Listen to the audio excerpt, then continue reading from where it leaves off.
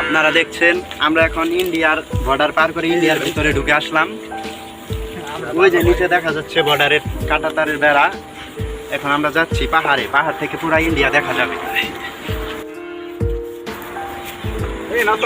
অনেক বড় পাহাড়, উঠতে একটু কষ্ট হচ্ছে আর কি। পরিস না।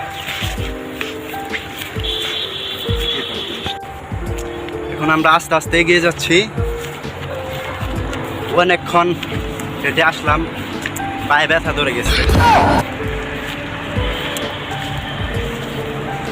এই যে নিচে দেখা যাচ্ছে ইন্ডিয়া। ইন্ডিয়া তো বেশি উন্নত না, আমাদের বাংলাদেশের মতোই। আজকে আমরা চলে এসেছি বাংলাদেশ পাড়ি দিয়ে বর্ডার ক্রস করে এই মুহূর্তে আমরা চলে এসেছি আমাদের নির্দিষ্ট স্থানে। আমরা আমাদের পুরো টিম নিয়ে